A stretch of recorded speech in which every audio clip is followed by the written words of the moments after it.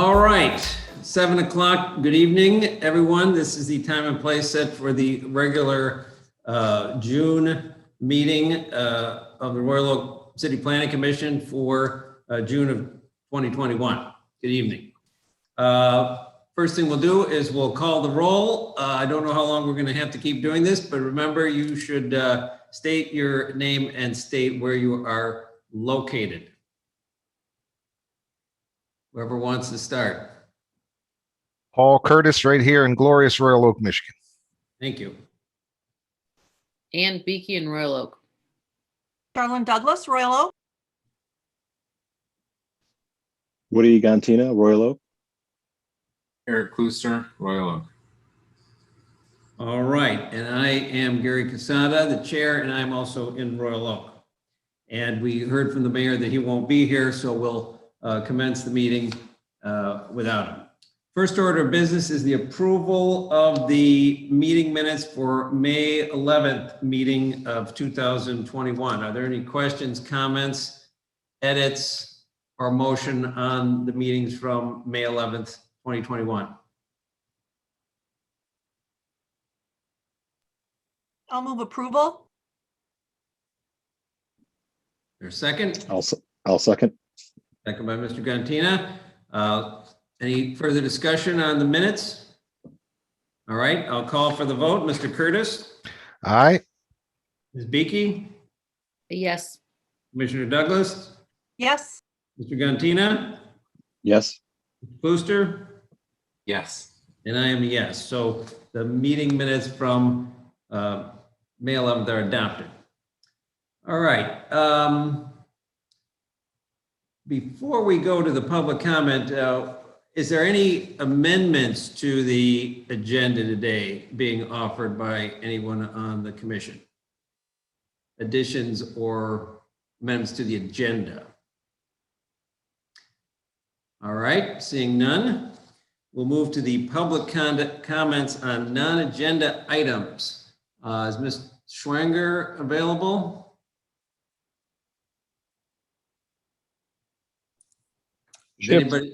Earlier this afternoon, there were no public comments received. Okay, and that's public comments on non-agenda items, but Everything. There were no public comments submitted for non-agenda items, and there were no public comments submitted for the public hearings. okay, thank you. All right, so the first order of business is old business, I see, which is SP 21-05-06, the site plan for 2230 West 14 Mile, involves carports. Is the petitioner here? Yes, I'm here now. All right. So, Mr. Hedges, can you just bring us back up to speed on this? I know we looked at this, but bring us up to speed. Sure. The site plan involves construction of a carport on the east side of the property for this condominium complex. The carport measures 90 feet by 20 feet. The carport would have a 6-foot setback from their east side lot line. Would also have 10-foot front and rear setbacks. Under our zoning ordinance in the multiple family residential zoning district, a 25-foot setback is required, both for primary and accessory structures. However, under that section, the Planning Commission is allowed to adopt alternative setbacks during site plan review if they determine that is advisable. And that is what the petitioner is asking for your approval tonight, is to allow the setbacks as shown on the site plan for the proposed carports. Our staff report includes 7 contingencies. The first one is, of course, the setbacks that I just mentioned. Second one would be that they will have to make sure that the carports, if approved, are constructed so that all stormwater is contained on site and doesn't drain onto adjacent properties. And the remaining 5 contingencies are our boilerplate contingencies required of all site plans. All right. Thank you. Any questions or questions for Mr. Hedges? All right. Let's move to the petitioner. Welcome. I'd like you to state your name and where you're from, and then proceed to let us know why you're asking for this relief. Yes, hi, my name is Matt Whittle and I'm the president of Antebellum Condominium Association at 2230 West 14 Mile. Unfortunately, for the last meeting, your office had sent the link to a wrong email address, so that was the reason I wasn't able to make it.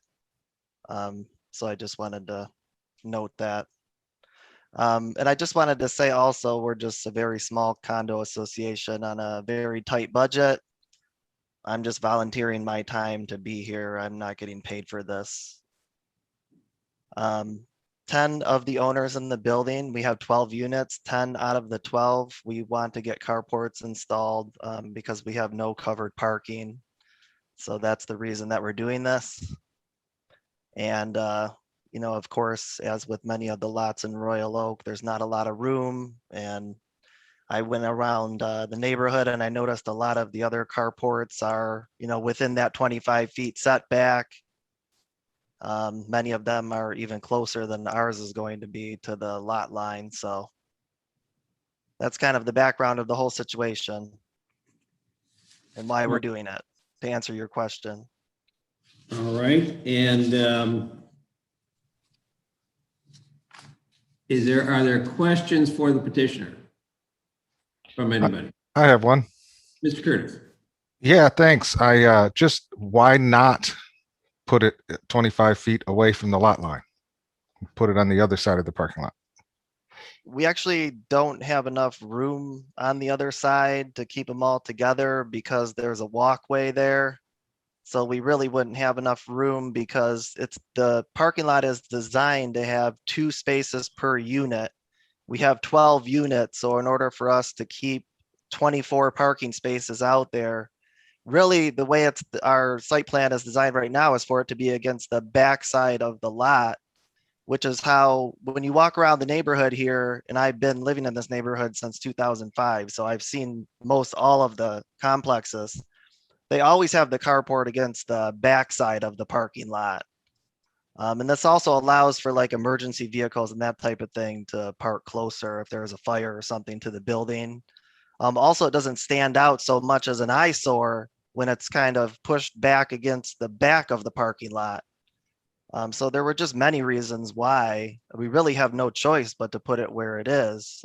If we were designing a carport with only maybe 4 or 6 spaces, then we could put it on the other side closer to the building, but we just don't have the room, you know, it's tight.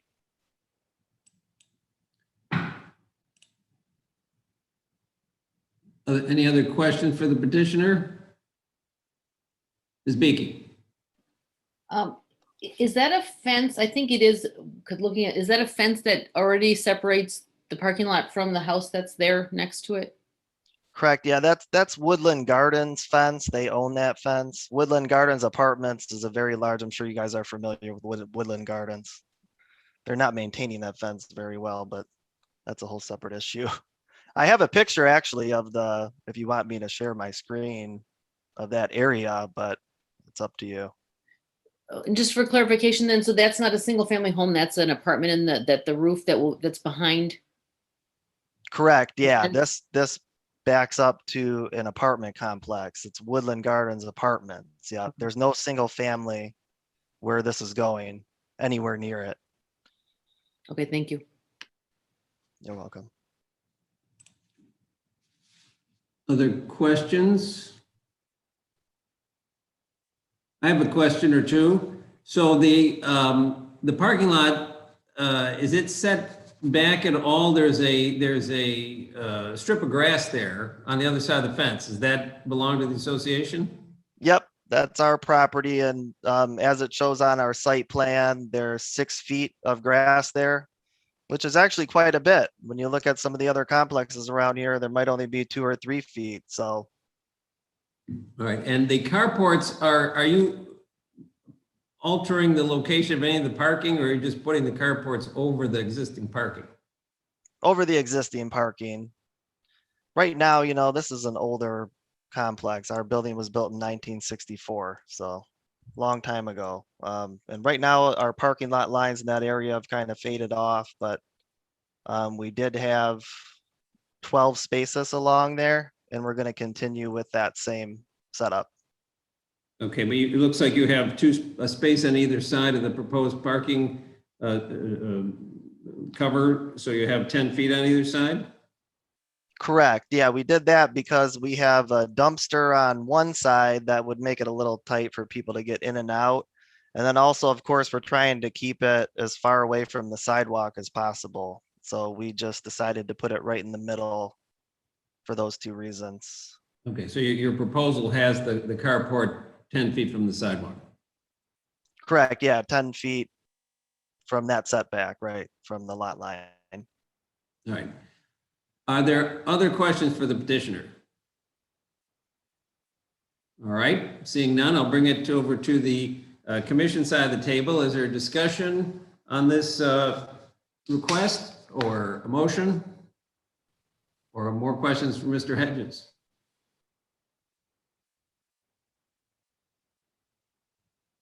Commissioner Douglas. Yeah, in fact, I was prepared to approve this at our last meeting, but I'm glad we've had a chance to hear from the applicant. I think this is an innocuous setback issue. They've made arrangements to deal with water runoff, and the existing addition of the carport will not affect any other open space or green space. And indeed, the end of the carport lines up with the fence on the adjacent building. So for those reasons, I'm going to vote in favor of approving the proposal. Well, in fact, I'm willing to make a motion for you to vote approving. Did I not say motion? I'm sorry. I move. Oh, okay, good. Yeah. Thank you, Mr. Curtis. Sure. Okay, so Well, if I understand correctly, we've had a motion from Commissioner Douglas to approve the site plan with the contingencies presented, correct? Correct. And I would like to second that motion. All right, Mr. Curtis seconds. Is there any further discussion on the proposal?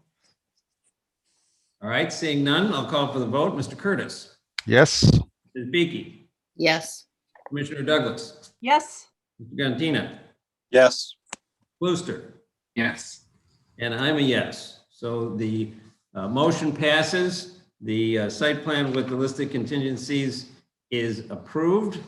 And anything else to do on this one, Mr. Hedges? No, there's nothing further required. We'll let the applicant know. We'll have their, we'll sign off on their building permit application and forward it to building and engineering in the morning. All right. Thank you very much. Congratulations, Mr. Whittle, and good luck to you.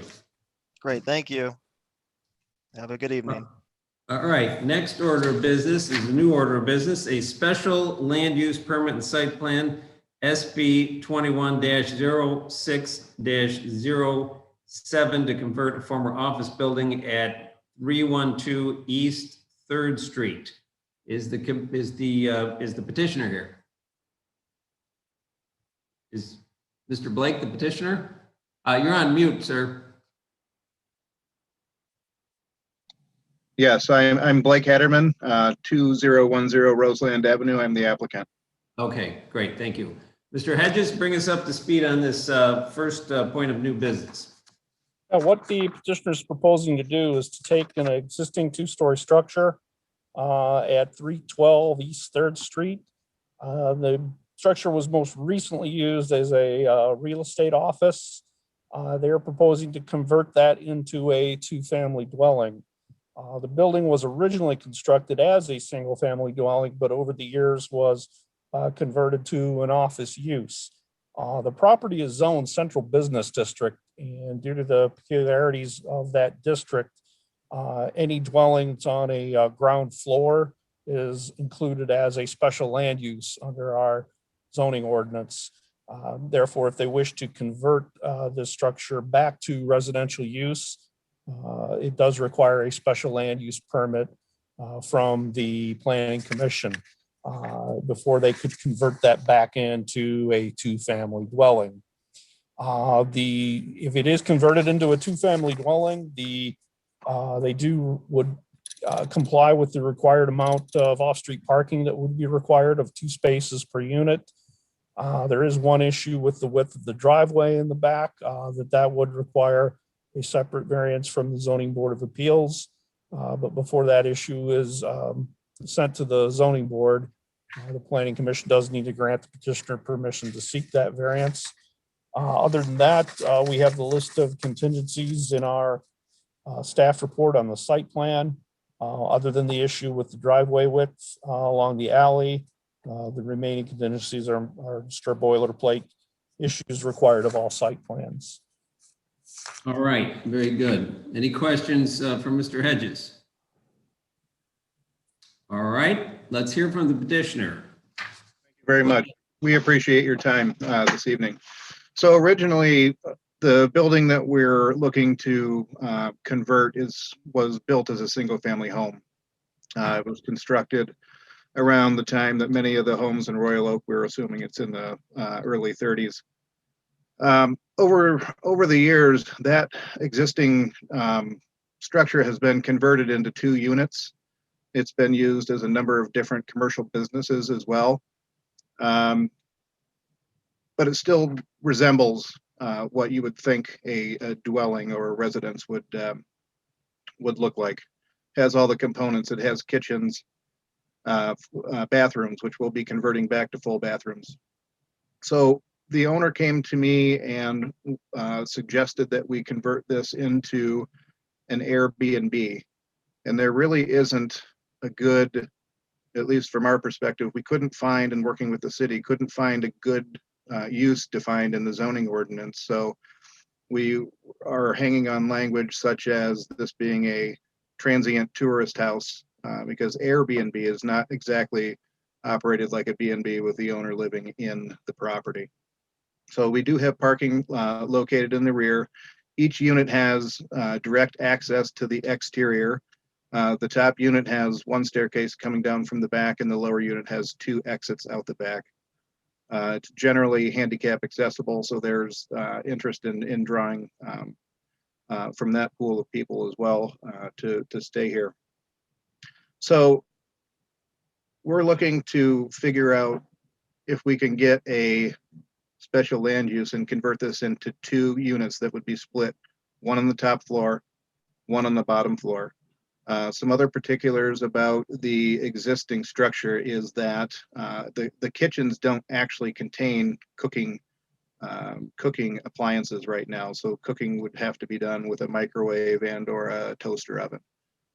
So if you have any questions for us, we'd be happy to discuss what the best path is for the project. We think it's a great project, reuse of the existing structure, which has been vacant for 2 years at least.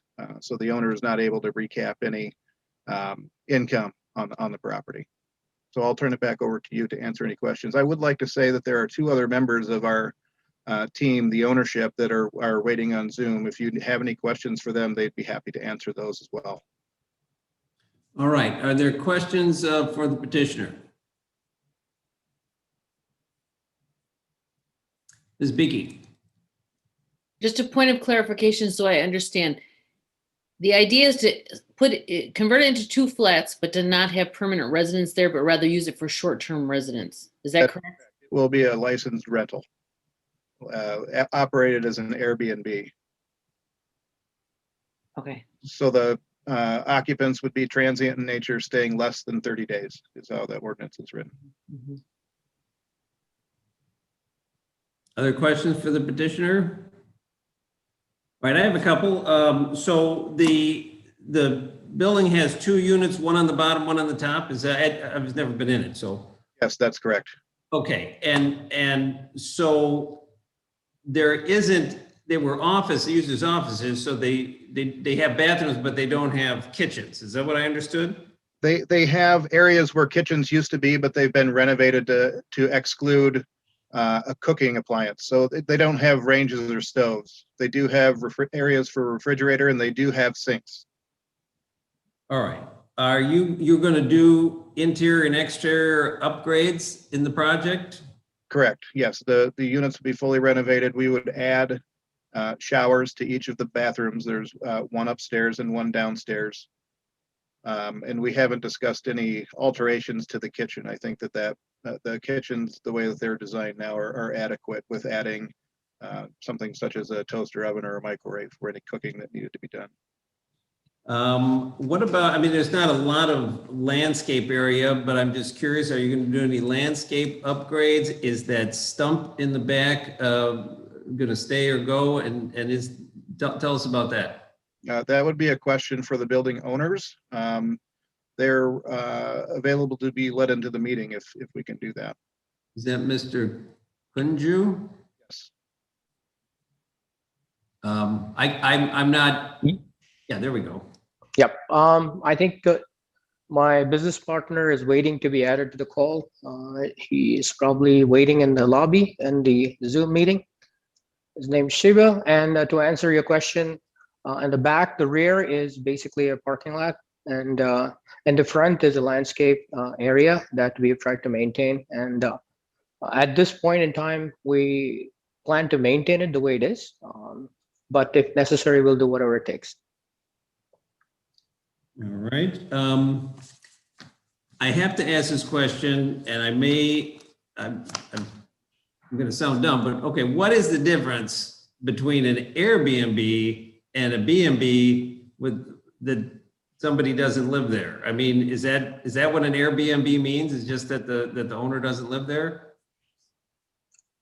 That is correct. And I'll defer to Doug for the specific language in the ordinance, but yes, the ordinance specifically states that to operate as a B&B, the owner of the property must reside at the B&B. Okay, so it's not a B&B under the ordinance. I gotta say, I have a question then for Mr. Hedges, if I can pivot a little bit.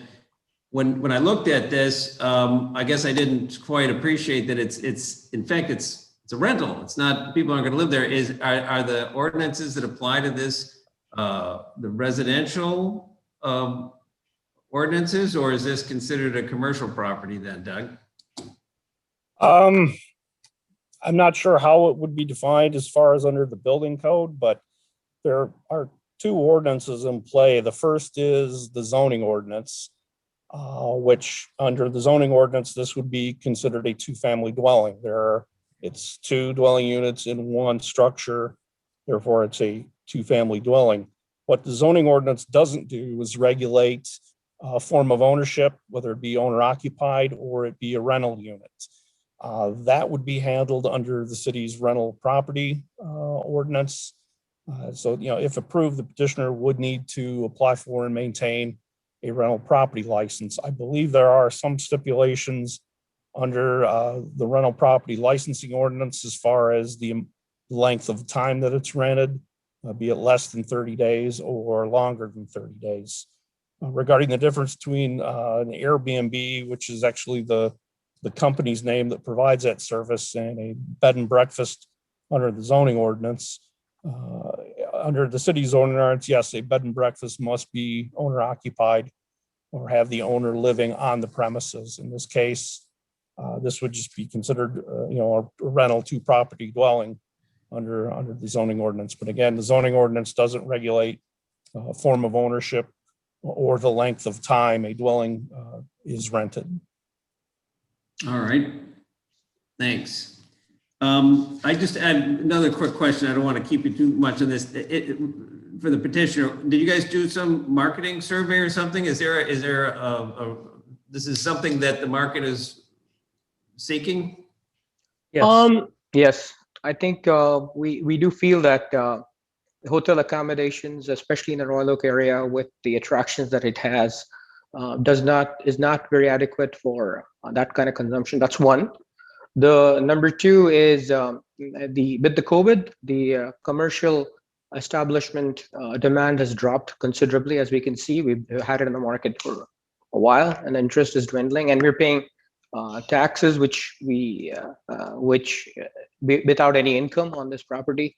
And we have additional properties in Royal Oak. We believe in the city of Royal Oak, and I think that's why we feel it does not have Airbnb kind of accommodation for people who want to come attend the comedy clubs there or participate in any activity that goes on in the city. Just adding on to what Ravi has said, the location is very unique. With the hospital coming up, with our outpatient clinic coming up, and the new city hall opening up and the farmers market on the weekends, there is a considerable demand for this type of property investment. We are investors and we are looking for return on investment. All right, thank you. Any other questions for the petitioner, Mr. Curtis? Yeah, I see about the multi-split heating cooling system. It was never adequate when we were there as tenants. I used to be the realtor that had the real estate office there more than 2 years ago. So is there any attempt to address the heating and cooling upstairs? Yes, Yes, Because the plans don't indicate that. What the plans indicate is just the mini split installed that's up there. it's handled internally and we place devices to address that. I would like to add, That's not part of the plan. if I might add to that conversation, we're early in the planning stages, and we didn't want to expend the capital involved in hiring an engineer to do any engineering to fix that. We understand that that's an issue, and we will handle that. There's a few other things within the building that need to be upgraded, which we'll take care of, and those would all be code compliant when we're complete. All right, thank you. Any other questions for the petitioner? All right, I just have a quick clarification for Mr. Hedges. We've got a special land use, and then we've got the site plan. So those are two different actions, correct? Correct. We'll need separate motions for both. What they're seeking is first a motion to approve the special land use permit and to allow them permission to seek the necessary variance from the Zoning Board of Appeals. The second motion would be to approve the site plan with the contingencies listed in our staff report. I would like to add, in going over that, I think there's, of the 6 contingencies listed, I should probably suggest a 7th one that didn't make it into our report. And that is that the petitioner maintain the required rental property license under the rental property licensing ordinance. All right.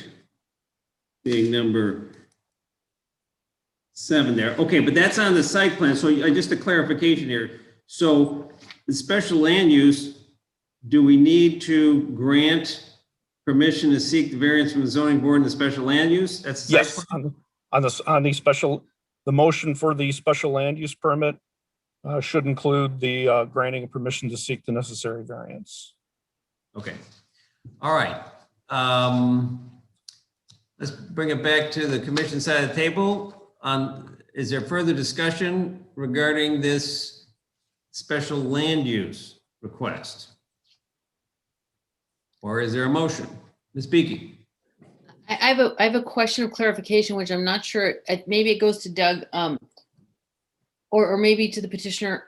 The kitchen that's described here then is going to be kind of a micro kitchen that's going to have a fridge and a sink and a microwave and not a stove, right? And I guess my question is that permitted in terms of our residential apartment buildings to have that kind of setup without a stove, basically?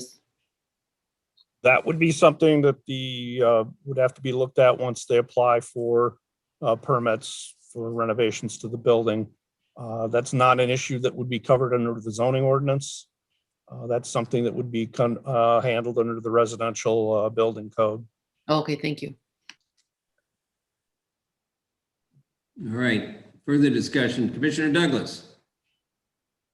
I mean, the purpose of the existing zoning to require office or retail on the ground floor and residential above is in most of the downtown to preserve the street front. And yet this building is well off of our main streets. The street also has other residences on it.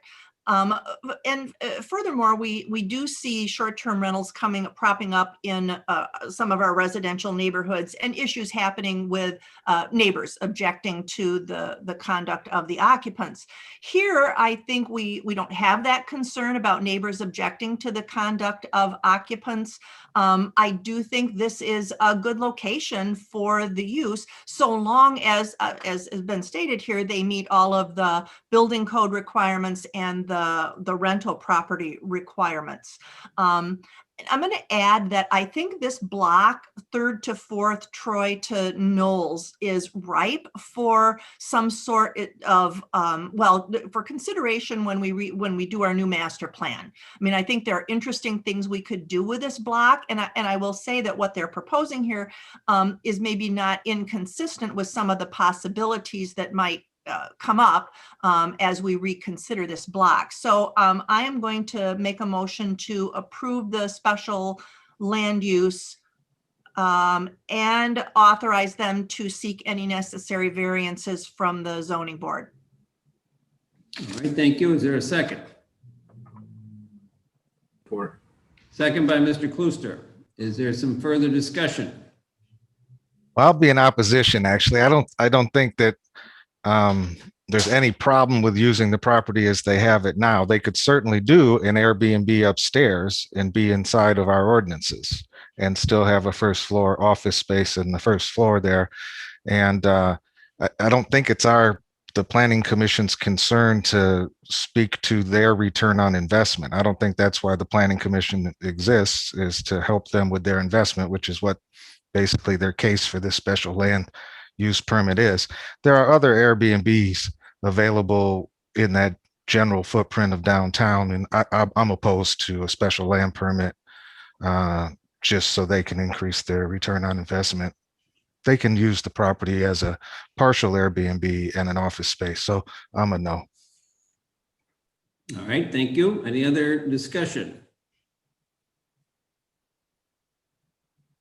All right, I'll make a couple comments.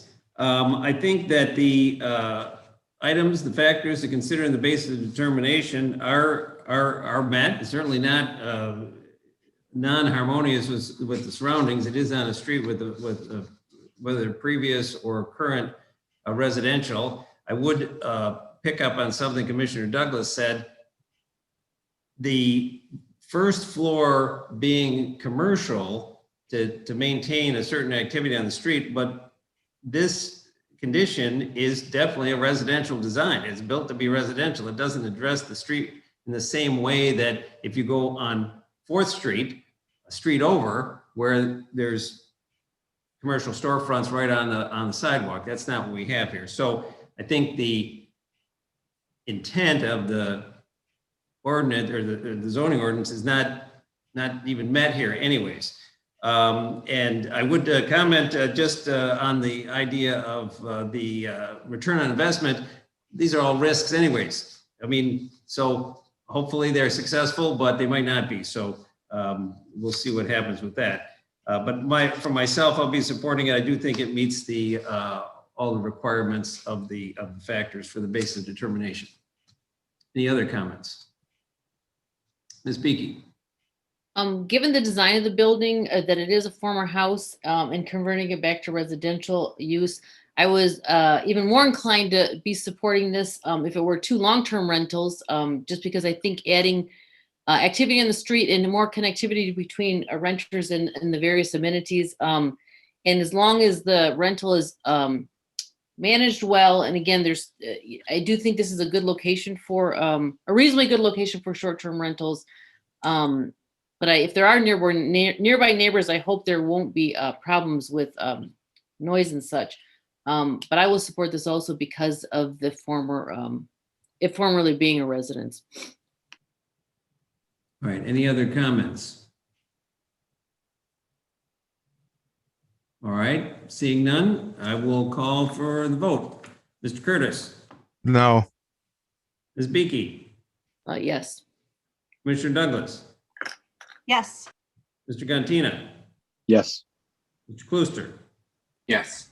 And I'm a yes. So the motion passes 5-1 for the special land use and the permission to seek any zoning variances from the zoning board. So now we'll move on to the site plan. And are there any other additional comments? I think Mr. Hedges addressed this. So I guess I will simply ask the commission, is there any other questions for the petitioners, questions from Mr. Hedges, or discussion on the site plan?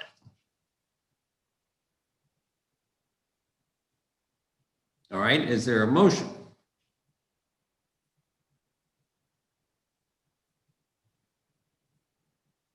keeping in mind the chair cannot make a motion.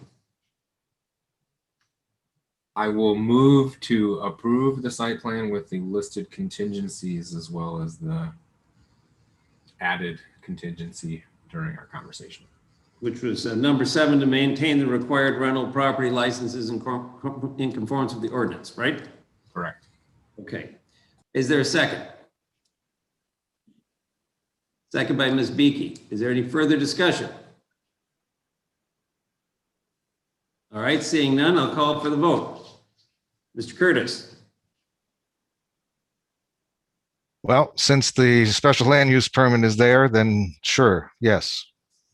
Okay. Ms. Beakey? Yes. Commissioner Douglas? Yes. Mr. Cantina? Yes. Mr. Klooster? Yes. And I'm a yes. So the site plan approval passes unanimously with the 7 contingencies. So thank you very much. Congratulations to the petitioner and good luck with this. We appreciate the time. Thank you, board members, for your support. Thank you so much for your support. Appreciate it. Thank you. All right.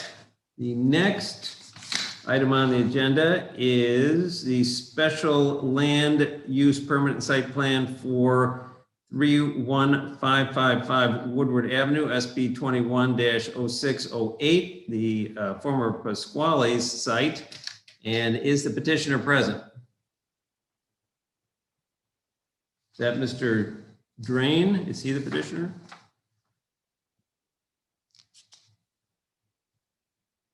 Yeah, the petitioner should be Mr. Drain and Mr. Yablonsky. Oh, I see. Okay, they're both there. Okay, very good. Mr. Hedges, if you could proceed to bring us up to speed on this new item. Yes, this is a petition for redevelopment of the Pasquale's restaurant site. The petitioner is proposing to demolish the existing building and redevelop the site with 2 new buildings. One building on the south end would contain a standard dine-in restaurant with drive-through service. Another building along the north end of the site would contain a building for retail sales, the specific use of which has not yet been specified by the petitioner. In between, they would develop off-street parking. There will also be additional landscaping added. They will also be keeping and maintaining a residential accessory off-street parking lot, which was used by the former restaurant, which is west of the public alley behind this site. There'll be no changes to the residential accessory parking lot other than they will be adding some additional landscape islands within it to improve the appearance of it. But there's no specific approvals needed for the accessory parking lot. Those have been granted long ago. The approvals they are looking for is first the special land use permit. That would be necessary for the drive-through facility. According to the petitioner, though, it would not operate like a typical fast food drive-through restaurant. Based on what the petitioner has informed me, it would be the drive-through lane would only be used for the picking up of orders that have been pre-ordered either by telephone or online, but they can elaborate on how the specific drive-through facility would work. And again, as with the last case, there would also be a second motion needed for the site plan issues, the contingencies of which are listed in our staff report. There are 2 which I should note. One, they will need a specific contingency approved for where they have the corners of both building A and building B. There is a slight encroachment in the 10-foot corner vision setback that is typically required. However, planning is not that concerned about it due to the width of the sidewalk and the curb lawn in those areas. But to allow them as is, as presented, they would require specific approval under the site plan. The second is the landscaping and screening. As you're aware, under our ordinance, the Planning Commission can accept what is presented or require more stringent landscaping standards if they choose so. But there is a contingency we should list in there as to the landscaping they're proposing within the Woodward Avenue right of way, regarding if that should not be accepted by MDOT. The petitioner would have to come to the planning division and work out something that would be acceptable if they do not approve what is presented.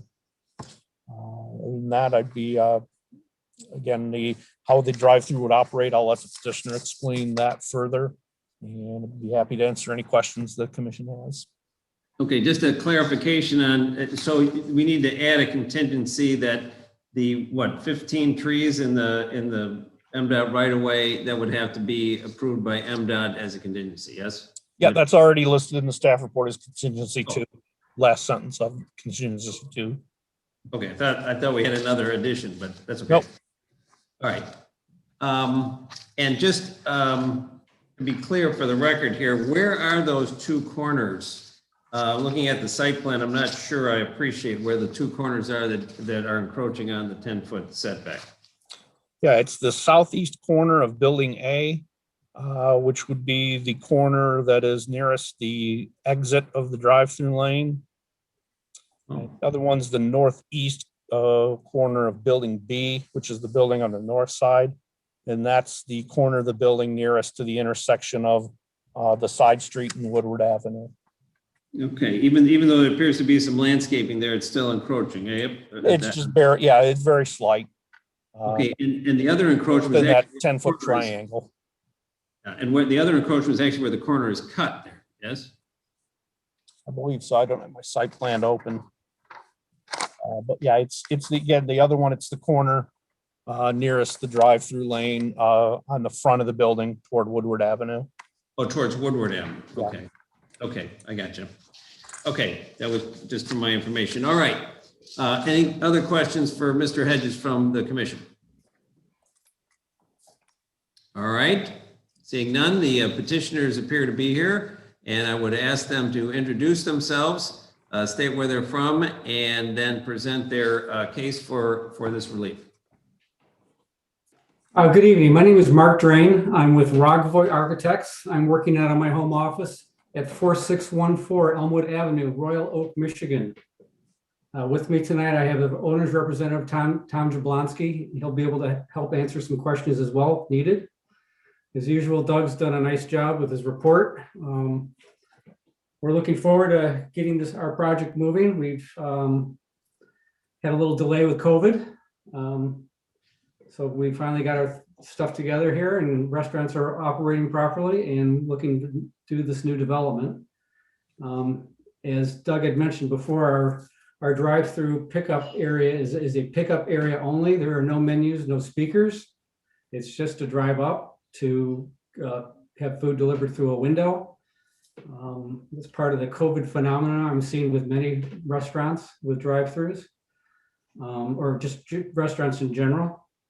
And we're hoping that MDOT will approve our trees. They have in the past. And Doug was talking about the corners. The buildings are set back 4 to 6 feet away from the property lines. So we're super close. And if we're not close enough on the building A, I can slide the building over a little bit. I have some room on the sidewalk to make sure I'm completely compliant with that corner. But on the building B and the northeast corner, there are 2 pedestrian accesses. There's no vehicular conflicts there. And I think close is good on that one. And I'm here to answer any questions. All right. Are there questions for the petitioners? Ms. Beakey. One of the things in Royal Oak we're working on is improving our climate action, our sustainability. And so I am concerned about the drive-through in the sense of the cars idling. And we've seen during the pandemic a lot more curbside where you park and someone just walks out the food to you. I wonder if that was considered at all rather than having the cars circled around the park, around the building like that. Again, from a pollution perspective, and then also because there are houses right behind the walls, that those would be idling next to the people's houses. Anyway, I just wonder if other things were considered. Well, I guess number one, I believe that the stacking space requirements of, I believe, 6, Doug, correct me if I'm wrong, is probably overkill for this development. We designed, because there's no category for a pickup window in Royal Oak. We were asked to design the pickup window as a drive-through window. I don't expect that I'm gonna have 6 cars sitting there. And I expect that if I have cars sitting in a carryout spot, a designated parking space, they're gonna be running their engines anyway. And thank God for our big 3 who do idle kill or engine killers on the idle. So when you're stopped at a light, your car goes off. So I don't know if I can address the pollution issue, but I don't see that it's a big function of the building, and I don't expect to see a lot of people waiting. All right, any other questions for the petitioner? All right, I'll just make a comment. It seems like you've done a good job to address our ordinances with very few issues here. I am going to be curious about the drive through pickup. I understand the concept, and we'll see how long that goes on after COVID fades, which hopefully does. But it'll be of interest. Any other comments or questions for the petitioners? All right, I'll bring it back to this side of the table for discussion among the Planning Commission and discussion and or motion.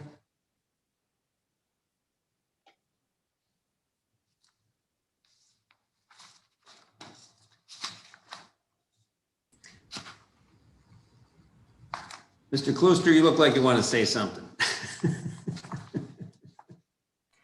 I will move to approve the special land use. All right, is there a second? I'll second. All right, Commissioner Douglas beat you to it. All right, so we have a motion to approve the special land use and the second, and is there further discussion? Ms. Beaky. My only other comment would be if it's at all feasible, on some of the large trees and some of the plantings, if straight native species were available, that would be reasonable replacements for the cultivars. That would be a suggestion, not a requirement. All right, and all right. All right. Any other discussion or comments on this motion? All right, seeing none, I'll call for the vote. This is the vote to approve the special land use permit. Mr. Curtis. Yes. Ms. Beaky. Yes. Commissioner Douglas. Yes. John Tina. Where'd he go? Did he drop off? Oh, maybe he's gone. That does happen sometimes. And there he is, he's back. Mr. Gantina, we're hoping you didn't get lost in the internet there. Can you hear us? You're on mute there, and it's your turn to vote.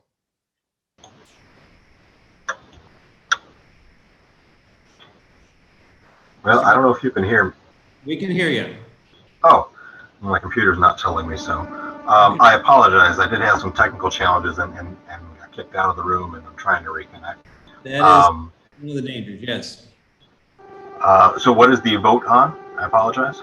Oh, well, I don't know when you dropped off, but we had a motion and a second to approve the special land use. And we've run down the votes, and it's your turn to vote, yay or nay. I will vote yes. All right, thank you. Mr. Klooster. Yes. And I'm a yes. So the special land use approval passes.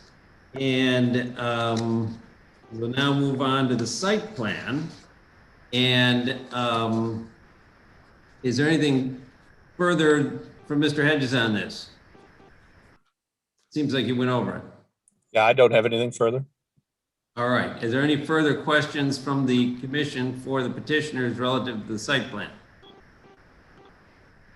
No, we're just very excited to have a new big boy on Woodward. I miss the old one.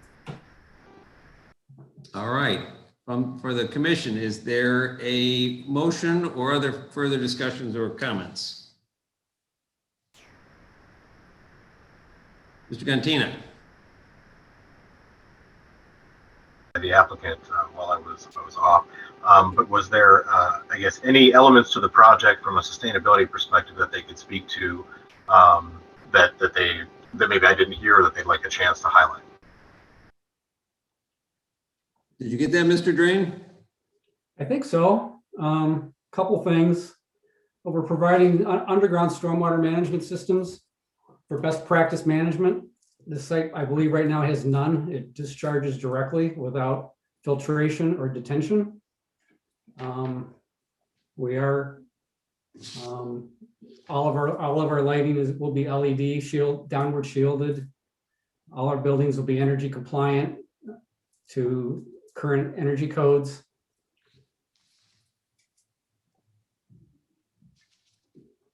That's probably it.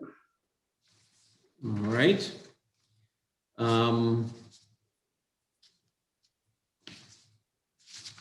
Any other questions for the petitioners? All right. I was reading something, so I hope I didn't miss something. Is there a motion?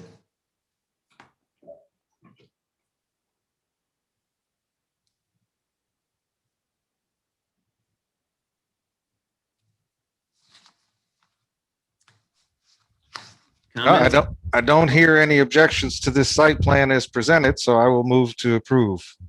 Thank you. Is there a second? Support. Okay, Commissioner Douglas beat you to it. She's quick.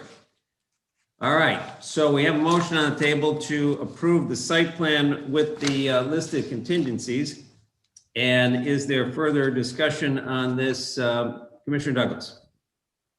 Yeah, people around Royal Oak have been buzzing about this property for what, 2 years now?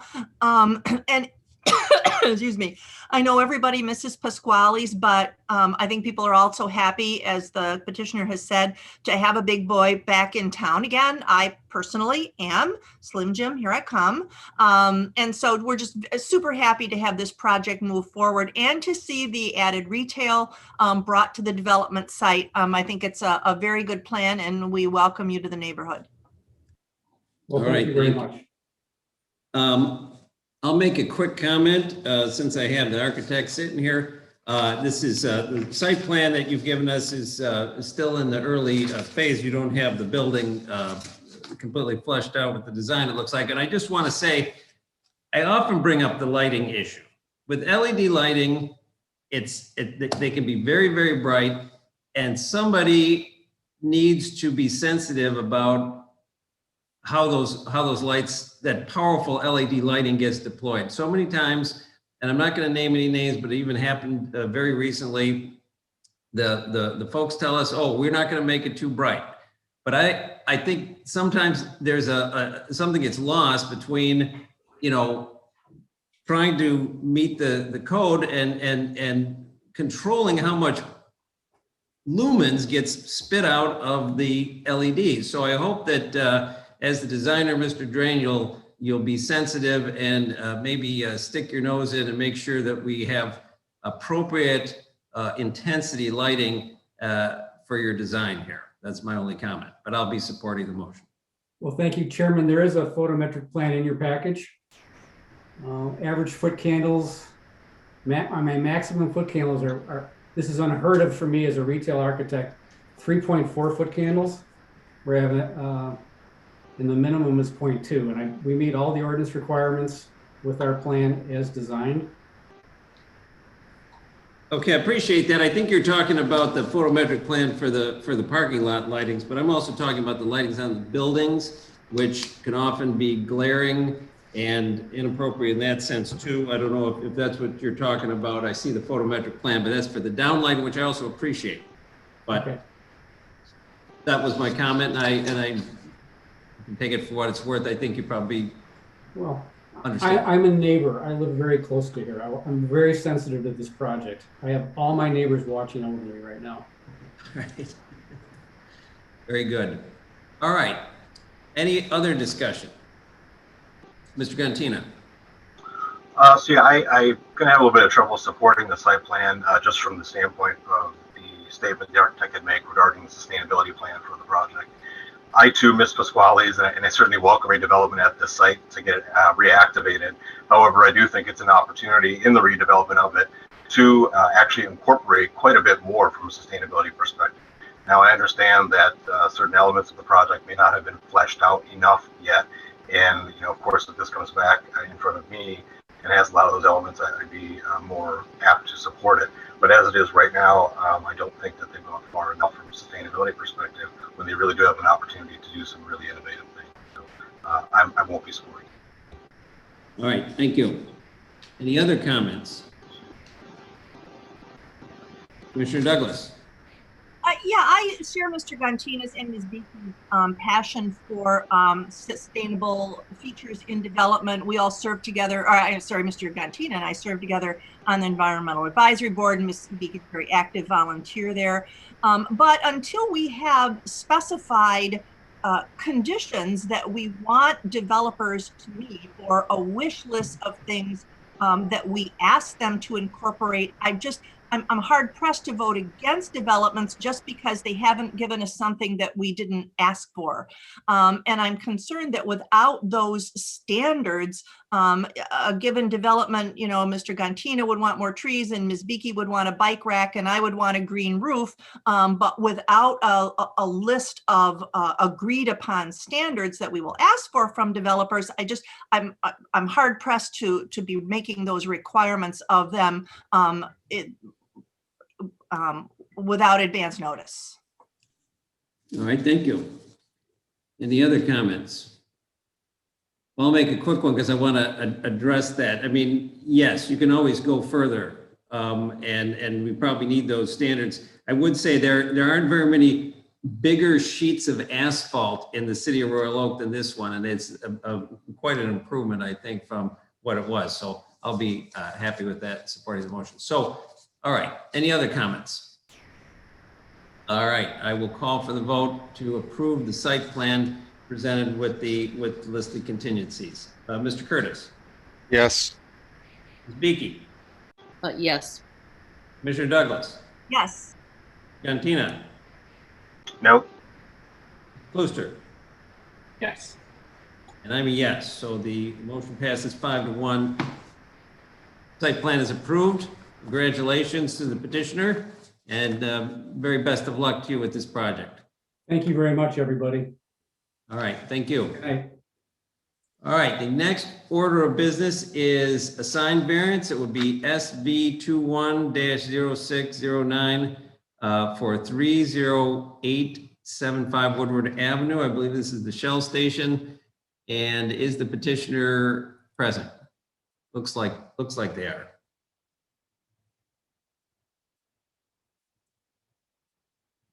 Is that the petitioner connecting on audio? It looks like their system is trying to connect from my point of view.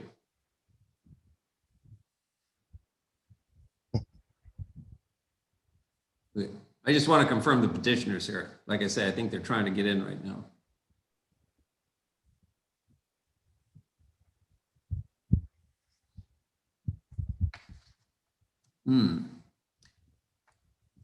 It's like doing those cycling things, you know.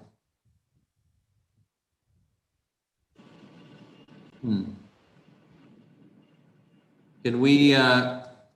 Chairperson Casada, Yes. that is the petitioner for the last. Okay, site. and what I was seeing was one of those, computer things where it was cycling, like they were trying to get in, but it now appears that they're in.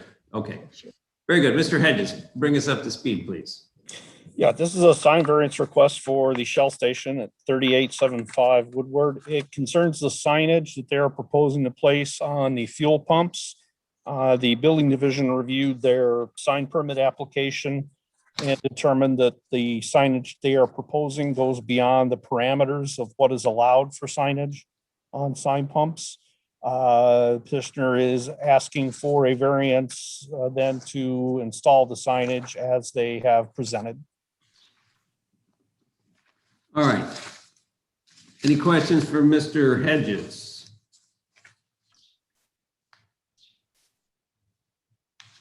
All right.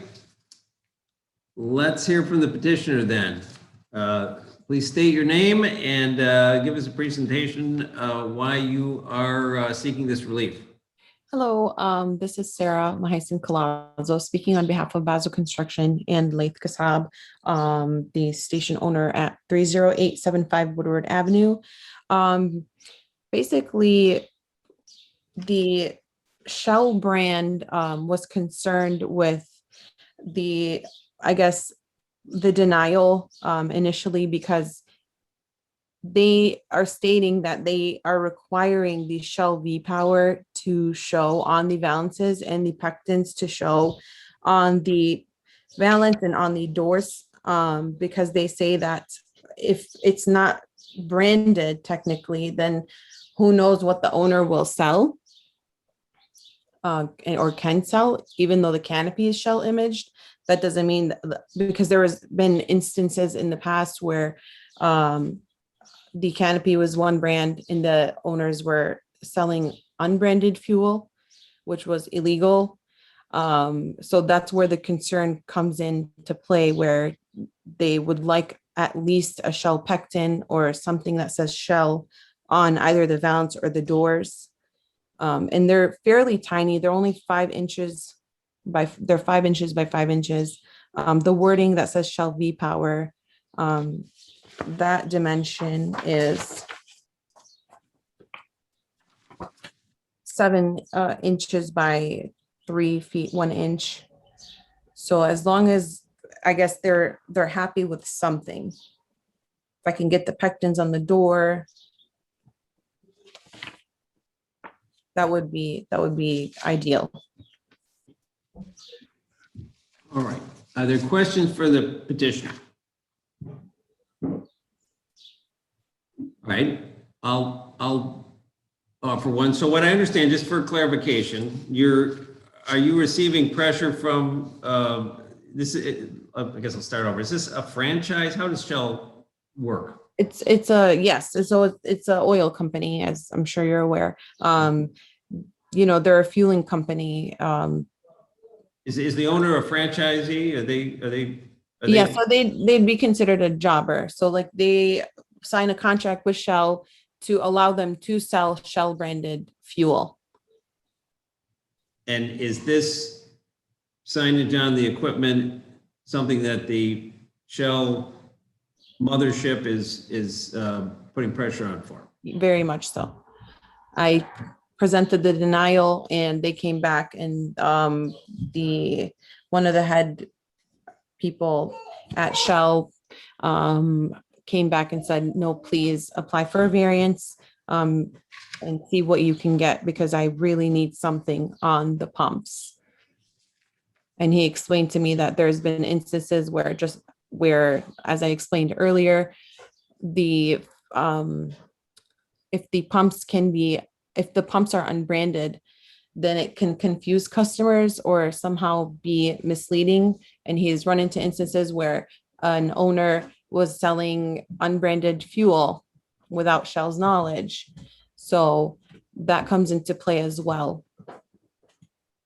All right. Are there other questions for the petitioner? Commissioner Douglas. Yeah, I just, maybe irrespective of the signage itself, but what's to keep a owner from using unbranded gas even if the sign says Shell? I guess it would, then I don't know who can get sued at that point. I don't know if Shell can sue the owner if he was selling the wrong branded gas, if that makes any sense. No, it doesn't. I am quite certain that Shell could sue the owner for selling unbranded gas, even if those pumps didn't have the name Shell on them. No, I'm sorry. I don't mean to disrespect No, you. no. Design company. It's fine. No, I understand. Well, yes, technically they can. So again, they would like something. Of course they would. But again, I appreciate your position here. Thanks. No problem. All right, and are there other questions for the petitioner? All right, seeing none, I'll bring it back on our side of the table for a discussion among the planning commissioners. Commissioner Douglas. So I'm looking at this. I confess I did not drive by the site, but did this used to be a BP station? Yes. Okay, and as I look at, because Google, Street View still has the BP station, and the BP pumps have a similar branding image in the same place that Shell is requesting a branding image. So I'm hard pressed to see how it was okay before and not okay then, or not okay now. This seems like a minor request in the grand scheme of signage. Is there other comments? Okay, I'll make a comment. I'm going to follow up and sort of support what Commissioner Douglas just said. I did go by there today, and I think that, we've approved a number of these type of requests that are similar in nature. And these, emblems and whatever you want to call them, the signage are a lot less loud or extensive than some of the other ones on some of the other brands of gasoline. So I also think this is a minor request, and I appreciate the fact that it's more subtle than we've seen in other cases. Any other comments or a motion? I would like to. Well, hold on. Commissioner Douglas. Yeah, I'd like to move approval of the variance. Is there a second? Second. Mr. Gantina, a second. So, all right. Is there further discussion? Yeah, just never talk when you're winning. That's a lawyer thing. Okay. All right. If there's no other discussion, I will call for the vote to on the motion to approve the sign variance as presented. Mr. Curtis. It's also a sales thing. Take yes for an answer. I vote yes. All right. Ms. Beakey. Yes. Commissioner Douglas. Yes. Mr. Gantina. Yes. Mr. Klooster. Yes. And I'm a yes. So congratulations to the petitioner, and good luck to you, and thank you very much. Thank Go you. make your client happy. Yes, I am. Thank you so much. It's been months. Take care. All right. I guess I would also say that this was a case, I did go out there, they haven't put the signs on yet. Sometimes they put the signs on and then they ask us. These people haven't done it yet. So we like that. All right. Next order of business I have on here is an adjournment, but before I do that, is there any other business that the commission would like to discuss? Ms. Beakey.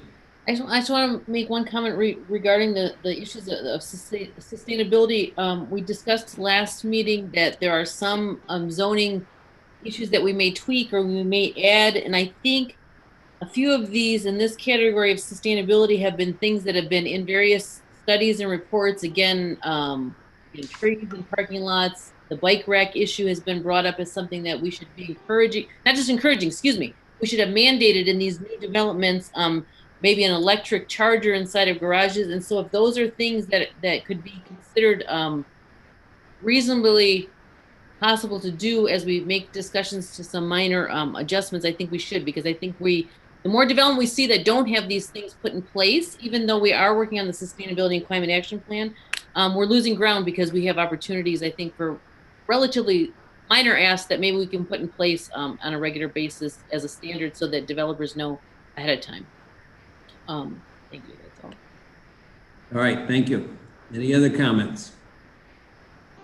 Mr. Gantina. place. I just want to speak to that a little bit as well. I certainly agree with Commissioner Douglas that it would be much easier to be able to guide developers and development if we had a standardized list of amenities that we would consider valuable. At the same token, I think we're at a point where, for me, a conscientious developer already has today many viable amenities and sustainability features that they can bring to a project of their own volition without necessarily having to be mandated to do it. It's economically viable, and it's certainly, in many cases, aesthetically pleasing. So while I agree that it certainly would be easier once we have the standards in place to be able to guide development better, I just believe that a conscientious developer today is already well aware of many of the options that they can bring to the table themselves. All right, thank you. Any other comments? All right, seeing none, is there a motion to adjourn? Mr. Curtis is making a motion to adjourn. Is there a second? All right, Mr. Klooster. I'll do a roll call here. Mr. Curtis. Yes. Ms. Beakey. Yes. Commissioner Douglas. Yes. Mr. Gantina. Yes. Klooster. Yes. And I'm a yes, and that's one of the shortest meetings we've ever had. It's actually still light out. Unbelievable. So very good. Thanks, everyone. We'll see you next month. And I guess can I throw something at Mr. Hedges and Ms. Schwanger here? What's the latest on live hearings instead of virtual? If you can hear me, can you? I can. All right, I've resolved that. The city has a state of emergency that goes through July 31st at this point. If that is not extended and expires on July 31st, then the only people who would be able to participate remotely would be someone who is serving an active military duty or someone with a medical condition. So Okay. in other words, you may have your July meeting electronically or remotely, but by August, you would be in person. Unless the city commission determines that they want to extend that state of emergency. The state of emergency for the state of Michigan is still in effect until December 31st, but the Open Meetings Act requires that the local government have a state of emergency. All right. Very good. Appreciate that. So at the moment, if nothing changes, we'll be virtual for July, but live for August. We'll keep an eye on the website, I suppose. Correct. All right. Thank you so much for that. All right, everybody. Good evening. Have a good night. Thanks, guys.